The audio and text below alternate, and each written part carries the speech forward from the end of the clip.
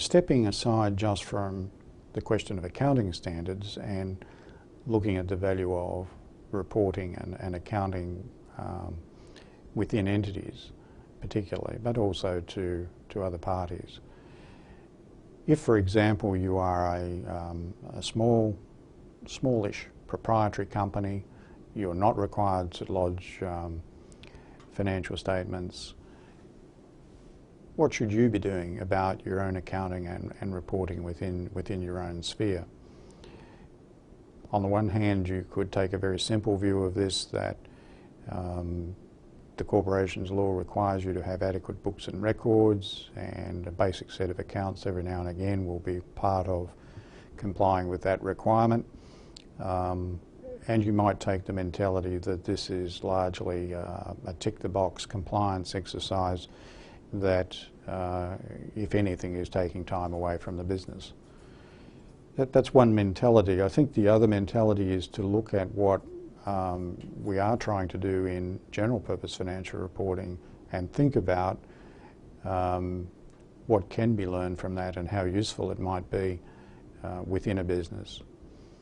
For example, financial instruments are thought to be a very complex part of general purpose financial reporting, and they can be. It is possible to have some very structured, difficult, sculptured circumstances in which determining the correct accounting is quite difficult. But the basics of that area are things that I think any business would need to think about. Every business will have financial instruments of some sort. They'll have receivables or payables, which are plain vanilla financial assets and liabilities, and the accounting for those is no different than you would be familiar with from the viewpoint of your mortgage on your own house. So there's nothing particularly complicated there. But as soon as you start to enter into other types of instruments, you really do need to pay attention. There is nothing to stop a small business actually holding almost inadvertently a derivative that could spell the end of the business. We've certainly seen examples of small entities with fairly exotic derivatives, sometimes blissfully ignorant of how exotic they are. But just as a large business can be blown out of the water with a derivative, so too can a small one. So when you're managing a business, you need to understand how a derivative works, how you might actually become involved with one accidentally, and what you should be thinking about over time while you hold it. When I say you can have these accidentally, one of the most common sources of derivatives are to be found in the small print of contracts, either for goods and services sold, or for financings received, or in the context of maybe acquiring another business. Quite often those sorts of clauses that constitute derivatives are actually sewn in by lawyers just to cover off on some unlikely prospects, and therefore they're not paid much attention.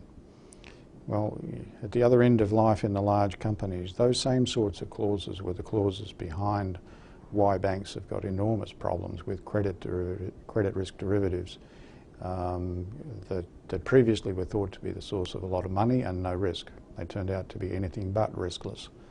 So there is something to be learned even at the most complex end of life.